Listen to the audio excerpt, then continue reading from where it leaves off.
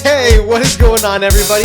Welcome back to Seeking Profit. I am Andrew, and I'm here, as always, with my good friend Emil. How's it going, man? And I have to ask, because you live in California, did it snow by you?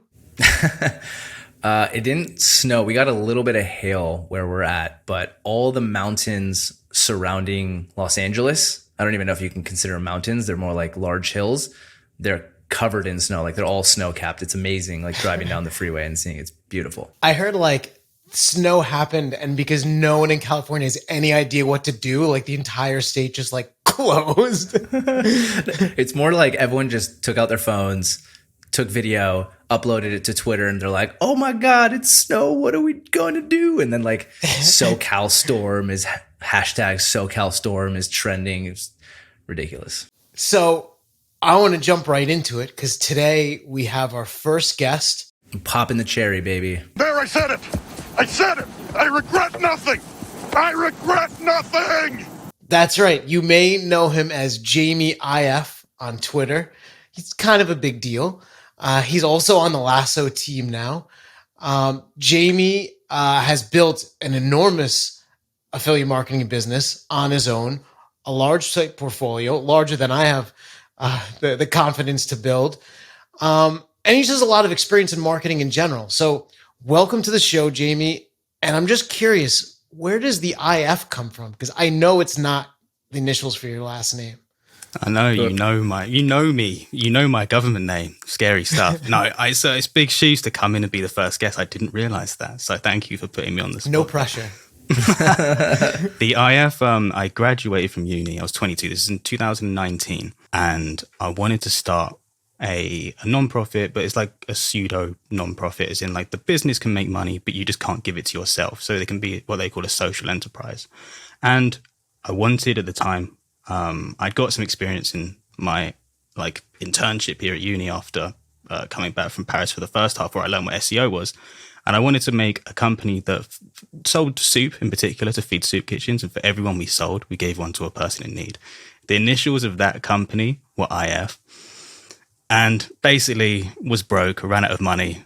But I'm holding myself to the accountability that like emblazoned and tattooed on my public pseudonym, so that I'll like when I get my money right, I will get back to it and I will do it. And if I don't, you can all make fun of me because I lied to you all.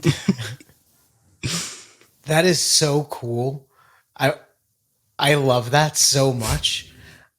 There's like almost no one that exists that cares about other people. So it's just like really refreshing to hear that.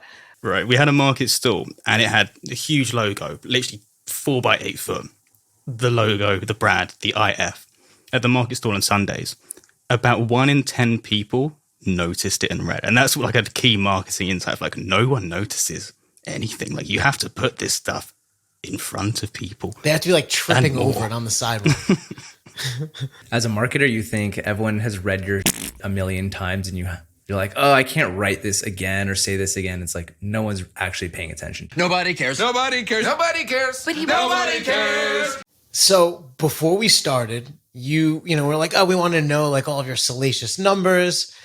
And last year you said that you earned over $400,000. But before we get to the really, really good stuff, how did you get started in this weird world that we're in? Sure. So the second half of my year in industry, like the third year in a 4-year degree, was in a company where I learned about food and soup and stuff. But the first half was in Paris in a publishing company that wrote like online. They did news stuff. And they honestly didn't know what like SEO was, but they sort of just fell into riches because they had historical like DR from just being around and doing news stuff. And all the people loved them.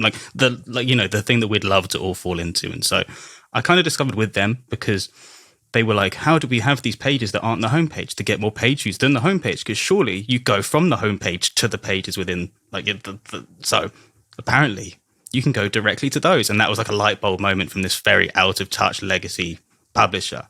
And so I got kind of obsessed with that because I'd been interested in just getting traffic. I'd launched a streetwear label when I was like 17, just selling clothes and like hoodies and stuff. And it didn't do well. Like we had a bunch of Instagram followers, but no one bought anything because Instagram, it might work if you're better at branding than I was then, but no sales. And I love the idea of being able to get organic stuff. And I got obsessed with it from there. And then sort of started the first site writing stuff, and I picked a niche from there. And it kind of progressed from there. It was a cool thing. It was a way to make money. I wanted to get the money at the time because of the IF project. And it was like, all right, I'm going to do this. I'm going to write alone in my dark room for like years, and hopefully it'll do well. And it worked out in the end. I think online business owners only work in dark rooms.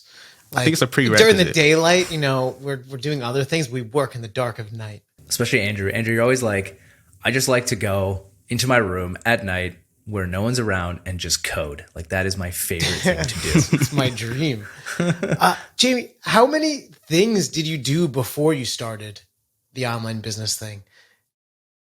And I ask because I feel like a lot of like entrepreneurs, they've just been like trying it their whole life. And then eventually one of their weird ideas stuck and they just kind of like went with it. I mean, that's kind of what happened. I didn't have like a lot of projects, but they all failed before, or at least I failed in them. Like one of the other ones, apart from the streetwear label and the attempt to the social enterprises, like 18 months ago when I was running the sites and making a full-time income, I joined as a co-founder and to head up marketing on what is quite a decently well-known startup now. It's got funding and that called boot.dev, which is like a back-end computer science learning platform, kind of like Code Academy, but more specifically around like Golang, Python, and sort of back-end learning and data and stuff like that. But it was another test in like projects and learning, and because whereas now with affiliate marketing, I feel like I know the customer inside out. But then like I'm not naturally a coder, so I was missing things. There was misalignments there. But from all of these sort of like not quite, you still take so much from it. And you'll never like get that kind of insight unless you're like taking actions, even if it doesn't go well. So it led to here and I'm happy about it. I have a super random question. Jamie, why do so many good SEOs come out of the UK? I feel like so many of the top people on Twitter are from the UK. I mean, there's like Luke Jordan, there's Ryan Durrani, niche site lady. I think she's out of the UK. You obviously, like, why? Why does this happen? I think there's a lot of niche site people. I think there's a lot of in-house people or the agency, well-known speakers in the US. I was reading the responses that some of them gave on Twitter when we did this, and some of the interesting ones that make sense to me is that you just don't get the same kind of salary in the UK, but you can hit the US market just as easy because we can all write in American English. I think I do it more than British now, just from how I'm used to doing it. And so it's easy to hit the American market on a niche site and advertise. And there's a lower threshold to make job replacement income just because we get paid so much less in the US. Obviously, there's things like NHS care and like whatever rather than private that probably makes it like a 5 to 10% different like economic factor. But I reckon it's just easier to replace your SEO in-house terrible like 25 grand a year starting, which is like $29,000 that Americans wouldn't even get out of bed for, but like is normal in the UK. And so you can start a niche site making a lot less and have the freedom of financial time and financial freedom from there. So I would assume it's just the fact that like we need less to go pro. Yeah, I was shocked when I see like job postings in the UK. You're right, it's like a senior SEO manager and it's $30K. I'm like, how? And yeah, I mean, yeah, obviously you guys have way better healthcare and all that, but still, I think that is the number one reason. If you have any skill, it's like your ceiling is so low working in house versus you go out on your own. The world's your oyster. So I know you have two core sites that you've kind of grown that represent most of your income. How long were you working on them until you hit 400K ish last year? Well, I first made job replacement income, which was £3,500 in the month, or like probably $4,000. It's probably more then because the exchange rates have declined. That was in March 2020, the month that the thing hit. And then in April, Amazon halved their rates and it was right back down again, and then it climbed from there. So it took until 2020 to like first make like enough where like, I mean, I didn't have a job, I was living at home, and that was another like privileged thing, right? I could work on it all the time because I didn't have the financial pressures, so I had a lot of advantages. How long was that till 2020? I registered the first domain in 2018, but I was and you at started university. working on it then, so like about 2 years. Very on and off. I graduated from uni in mid 2019 with maybe 40 posts and getting 4,000 page views a month. So it was far from monetizable and far from ready. And I also wasn't good at SEO. And then I started taking it seriously in the latter half of 2019. And then it was about 8 months to ramp it up to that level. And then another, a couple years later, now it's at the level it's at. So we're talking like 4 to 5 years to get to 400K. Yeah. Working full time or almost full time for over 3 years. Do you remember what the numbers were like year 1, 2, 3, and then obviously last year 450K? But what were they? What was the progression? I'm always interested in like the step ladder function of growing a site. Sure. In the end of 2020, I will go off like December every time because it's usually like a peak month. I think it was 8,000 in 2020. Then in 2021, it was 36. And then in December 2022, it was 81,000. So like jumps each time so far. It's insane. It's crazy how it compounds like that. It's wild. So I feel like my niches almost picked me. Like I just kind of like went with the things that I went with. But I'm endlessly curious about this conversation of picking your topics. So you picked topics, which happen to be really great topics. How did you choose them? Were you like looking for like, hey, like I can make money here? Or was it like a hobby? Did someone on Twitter tell you to do it? I wish it would have made it a lot easier. No, I had an interest in the original topic. I had no idea if you could make money from it. I didn't even know what affiliate marketing was. I just knew that like Google AdSense existed and it might be like a 150 quid a month, like beer money, right, for your passion sort of thing. Then obviously it turned out that I've been very lucky and I've picked a better than average niche that would not support this kind of revenue for like how relatively low the traffic is in many other niches. From there, I had much more education on picking niches, with not zero information to make a more educated guess. And I've been lucky again in that some of like at least one of the other ones, 2 or 3 now it's looking like as they mature, have also been good niches that support like good levels of affiliate products, higher ticket, good conversion rates as long as you can appeal to hobbyists. And just generally like I can't overstate how like lucky I've been in that if I'd picked a worse niche, I could have done everything right in the same way. I'd be making less than a third of the amount. It really is crucial. So what is that? The site that you make 81K with in December, how many page views did that require? So the largest one did 44 of that. So it wasn't the entirety of that number. 44,000 page views? $44,000 of the $81,000. It was from the main site. So it's not all from that one site.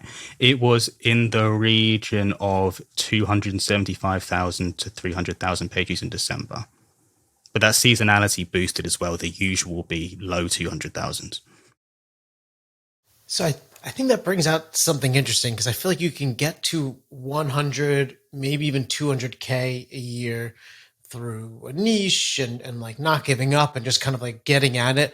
But I feel like a lot of the gains above, like say like 150, especially to like 400, comes with like super refining the things you're creating, like really understanding what's working, why, and like going deep on it. One example and that comes to mind for you is your spear framework. Could you kind of explain maybe the things you think, why you were able to go from 150 to say 450? Sure. So the spear framework means S is like search intent or user intent as well. P is the pain point. E is expertise. A is audience, which is broadly similar to search intent with a few caveats that add context to it and differentiates them. And the R is rapport. So if we're just going to run through it from chronologically, the S is like you as soon as they get onto the page, both for the search intent for Google side and for the user intent on the user side, they need to know like their internal monologue needs to be, okay, I'm in the right place. Right. This is going to sort me out. So you need to give them confidence that this is like what's going to sort their problem and solve their needs instantly. So what can you do to like make them feel like they're in the right place? If it's like a best vacuums for kitchens, make sure that there's like not just like a vacuum related thing, but a vacuum for kitchen related like lexicon in there. And if anything else you can do there, like you're probably gutted with that horrible, like, that's just an abstract thing, but like anything you can do to make sure that there's anything else that you can bring in there is important and leads directly to the P, which is the pain points. So the example I use comes from prospect theory, but just generally, and how I've weaponized content to convert well, if you can weigh up the negative effects of losing out on something rather than the positives of gaining it, you can be more powerful in a lot of scenarios. So instead of trying to sell someone a vacuum cleaner for their kitchen that you can like clean up 5 times quicker, which is basic, and you'd still want to add visuals onto there and tell the story, it's much easier to talk about the embarrassment of your friends or your like family stopping it unannounced than just like the mud-laden floorboards. Yeah. They think that you live terribly. Or like they're asking you if you're okay.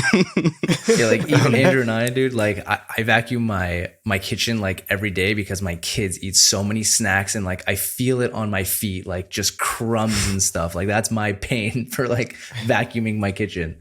We literally obsessively clean and we have rodents. So I would be a perfect case study for this best vacuums. Don't be like him.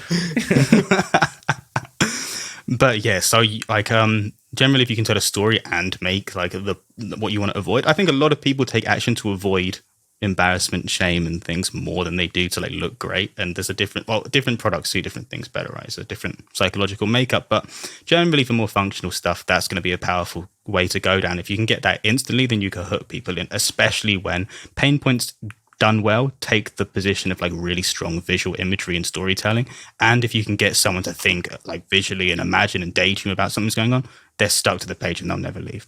The E is expertise, and this is a cool one for Google and for people, in that especially if you're doing high ticket, people don't just want to like see a blank profile picture, no author bio, clearly AI, like this person does not exist avatar. And you can do this with that's obviously one element, but within the intros you can sort it by the important thing is to show and not tell. If you have to go I've got 15 years and I really do this and you should all listen to me, it's going to sound insecure and it's going to just annoy people. But if you can infer it, during my 15 years of academic study, I spent a lot of time specializing on acne treatment. And so I feel really confident in my ability to tell you about the best skincare for acne. Or it's like just even during my 20 product reviews, if you can't say anything else, there are ways to get around it. Like if you don't actually have expertise and you don't want to lie, which I recommend you don't lie, by the way, but it's pretty prevalent online. You can use stats that are third. Like you can use stats like to support. I call it SAS, stats of support. So, just quoting the size of the hearing aid market and how it's growing by 20% and how 1 in 5 Americans have trouble hearing. And so they're, it's only growing as the percentage of people over 65 increases from 27% to 28% over the next decade. Those are all things that don't actually mean you know anything. It just means you know how to Google or use ChatGPT. But people attach third-party trust to it, and so you can use those if you can't. Generally also, and this now with how Google's updated its algorithm to favor bottom line up front so much, we've mostly moved this next part into the product reviews themselves rather than the intro, but just the precision. In that if you really are an expert, you can really tell the specifics of why something's good. This vacuum is good because the 4th cylinder in the Y axis is better. I don't know what a vacuum does or anything, but we can give really like in-depth, precise value judgments that you can only know by really being there. That's what separates you. Like if you're being interrogated and like you've done the crime and they go, all right, where were you? What did you do? Who were you with? If you were there, like you can't be precise. You don't know what you were doing. Any information you give is a risk of being wrong because it's disprovable. And so you have to be vague. And so product reviewers who with stuff that they haven't tested intensely will be vague because it's safe and the misinformation chances are lower. But if you really know your stuff and you have expertise, you can be really precise. And so I encourage really precise value judgment if possible. But now we're moving those away from the intro. The A is audience. It's very similar to search intent, but beyond just like the search intent and showing people this is the right place for me, you also want to go and answer like who is the types of segments of people that are coming onto this page. Do they have money? Are they looking for the cheapest? Are they professionals? Are they more experienced? Are they beginners?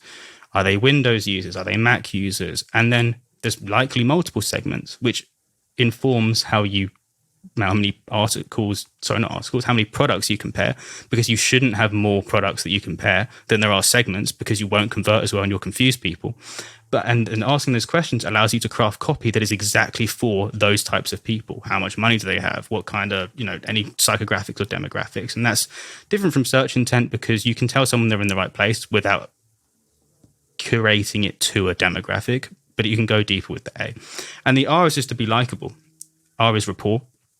You can, I tell my team to write as if they are a friendly, comfortable expert. Like, you're just not getting out of second gear, but you're comfortable. This is what you do every day. You're just such an expert that you just comfortably grind through it. You don't have to prove anything. You just know your stuff. Friendly, comfortable expert. Because especially in high ticket, people want to feel like there's a mutual exchange. It's not, people don't want to feel like a product in a funnel, like they're being sold to, like, and now if you go here, I might be able to flog them a $2,000 sauna. No, they want to feel like being part of they want to feel like they're walking down the showroom with you, having a good bit of banter, having a coffee, talking about the stuff, and like enjoy it. They would like, there's a parasocial relationship element to affiliate content, especially good quality affiliate content. So you want to be likable, especially important in high ticket. I'm glad you went there, because one of the things that really struck me about your site, and with Lasso, we get to see a lot of affiliate sites, but what's really striking about yours is that your sites are so comprehensive. There are a lot of like well-placed reviews on products, but there is so much outside of those reviews, almost even bordering on news in some cases. And I find that fascinating. I think it makes a ton of sense, but I'm curious why you did it, because I feel like it's maybe something that's more obvious later stage site building, but you clearly did it kind of beginning to end. So the lengths that some of our affiliate best XYZ posts have got to, mostly is obviously dependent on competition, but also just I've found that optimizing content to be so much better in terms of ROI than writing new stuff and having stuff degrade. And even now with our focus on that, we're losing traffic because we're degrading faster than we fix it. But from our focus on the high potential articles and optimizing them every 6 months for 3 years, naturally, just in searching for different ways to differentiate content, we've ended up writing more things, which is like the things to consider, which I now consider like an essential for writing any good piece of affiliate content. If it's the best vacuums for kitchens, so many people, even if they do include these, which is probably less than 20% of affiliate content do, they'll write things like speed. If your vacuum's fast, it's better. And there won't even be anything related directly to kitchens. It's irrelevant. It's just generic. You copy and paste into any vacuum article and it would work. It shouldn't. It should be so tightly tailored to the topic at hand that it massively boosts your relevance score and boosts conversions. People don't think about this sort of front. So if someone's got to the end of your product reason bought, you haven't sorted them out enough to make a confident conversion. And so if you were going to do speed in a vacuum for kitchens, you wouldn't just write speed. You'd talk about how speed specifically applies to making your life easier when you use kitchens. And then another thing I recommend doing is you should already have like rounded up the key specs, and hopefully there's a speed metric to vacuums. Let's assume for the purpose of this that there is. You can paste your entire article draft into ChatGPT, say make a table based on this information and the speed for each one. It will create you a speed table at the bottom comparing all the products on your list. And then you can write at the bottom, and this is where you'll make a bunch of conversions.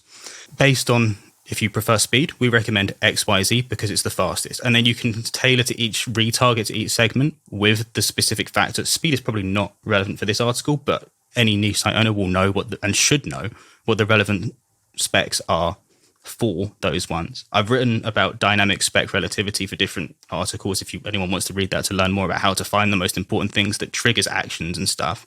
And then underneath that, you just have the Lasso block and you convert for days. Damn right. I'm actually really curious about that. You can just take the whole article, throw it in ChatGPT, ask it to create a table based on like what you mentioned, speed, whatever that metric is for you, and it'll just create a table. If you've got like bullet points at the top for the 4 main specs of each thing, with speed, price, right, capacity, and you paste it in, and that's in separate bullet points underneath a heading for that product, and you go to ChatGPT, add for each product the name and the speed compared in a table. I've never had it fail. to do that. It can discern it. That's so cool. Something that I found really interesting is that you're considering these second order effects to the purchase. That, there's like the vacuum in this example, but there's obviously other things, maybe even outside of the physical vacuum you're going to buy, that matter. Without, again, like giving up your niche, the core products that you talk about in your site, there are other components that you can buy. And I didn't even realize that discussing them sometimes in purchasing decisions I've made for other things in my life, the decision on the second order thing, I'm deciding between two, but I want this second order thing, which makes the decision on the main purchase easier. And you've interlinked those really well.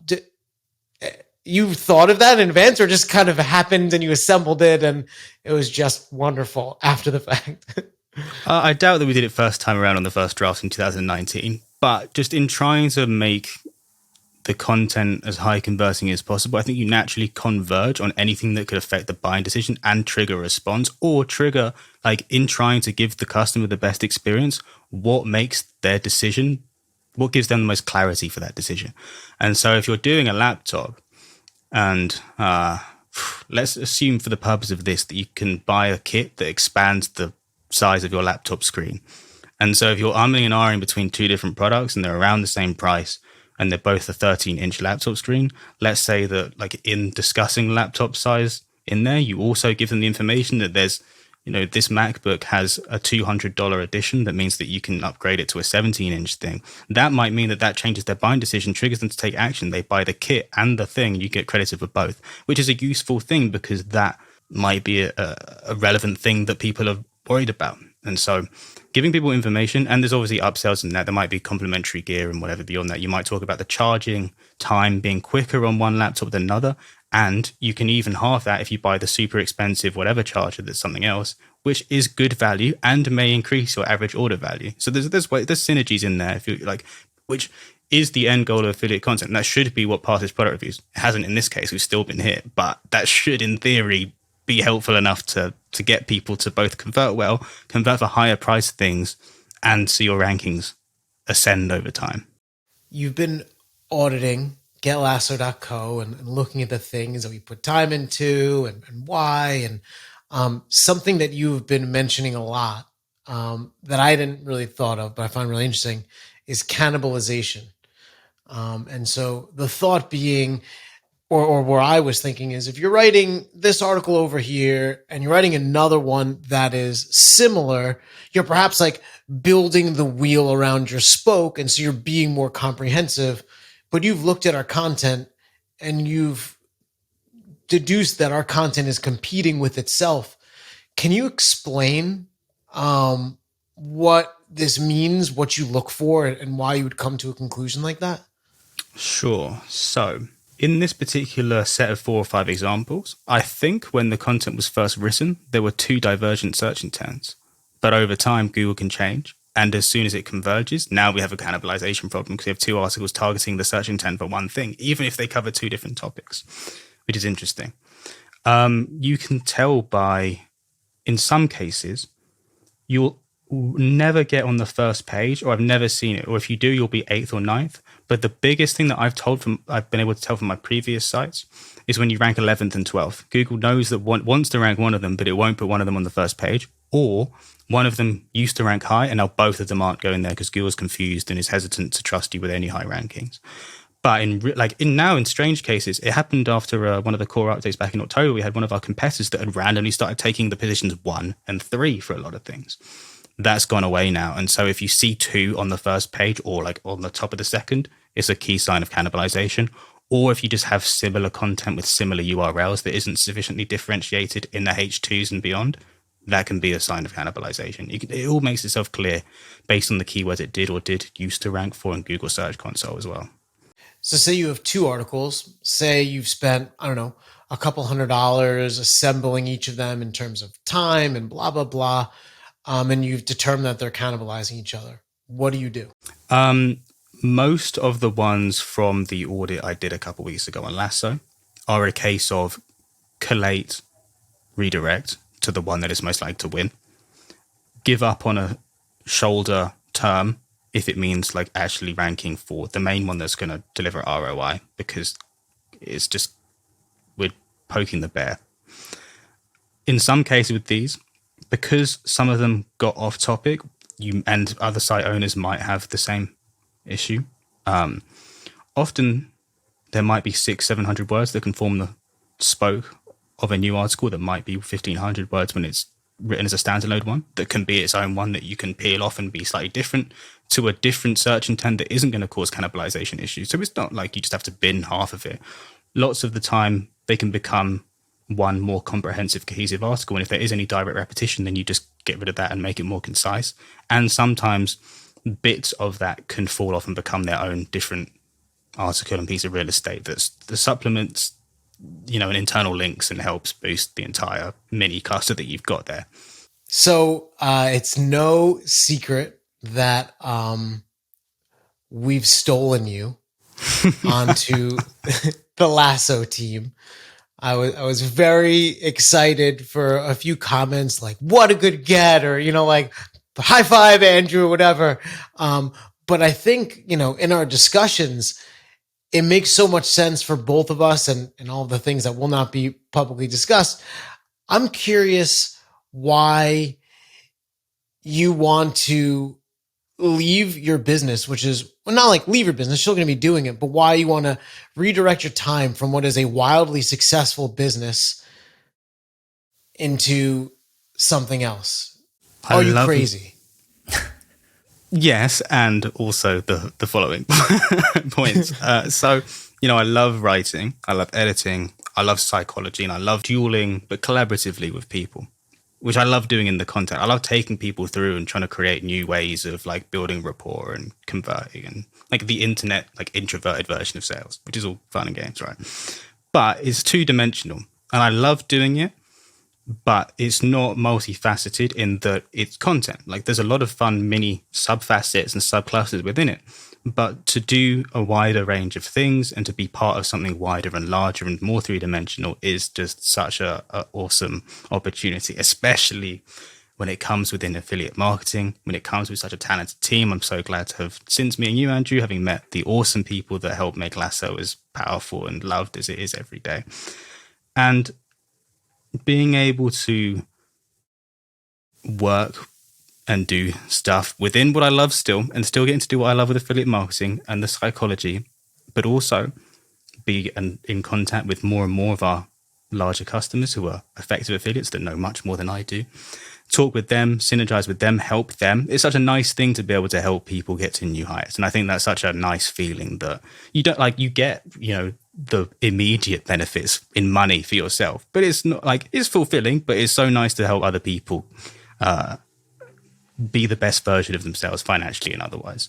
And so that whole myriad of things is just like, I'm so excited. I'm really excited for how we're already doing stuff and how we're going to continue to deliver groundbreaking things and change affiliate marketing. And that's mostly my thought process on it. How did the conversation even start out? Like, how did you guys even start this conversation of, hey, would you potentially want to come join Lasso? Andrew sent me a topless selfie in the DMs, and I was like, all right, what's happening now? Dude, he's done that to me too. He tried that, and I was just like, Andrew, no, I'm not not again. No, dude. and that would be correct. Again and again. It's like, Andrew, stop. Everyone on Twitter is going to be like, dude, he did that to me too. What the hell? Jamie, I'm thrilled to have you on the team. And I just want to say I deeply resonate with that mindset. Back in the day, before kids, when I had time to like do fun things, for some reason I played MMORPGs, like World of Warcraft. Not even RuneScape. Oh, no, I never played. I think I like aged out of that. Like, World of Warcraft had like game time as a command. And I think when I learned, like I had spent like 60 like actual human days total, like of hours playing, I was like, something's got to change. But in these games, I used to play as a priest because I just kind of like love helping and being a support character. And I think it's one of the things that pulls me towards you is you're really good at what you do, but you just like lifting people up. So thank you for coming on. if anyone wants to ask you questions about the Spear framework, how you build things, what your favorite ice cream flavor is, where can they find you? For sure, and feel free to get in touch if you've got any questions on affiliate marketing, or if you've read about Lasso and you're curious for what it can do for you. More than happy to answer any DMs or emails from there. You can contact me on Twitter. It's Jamie, JAMIE_IF. I'm also around. You can read the stuff that I put out every now and then on increasing.com. And that's about it. Well, dude, thanks again for coming on. And Emil, I'll see you in the next episode, man. See you, dude. Thanks for coming on, Jamie. Thank you for having me. Thank you. We're seeking profit. We're seeking profit. We're seeking profit.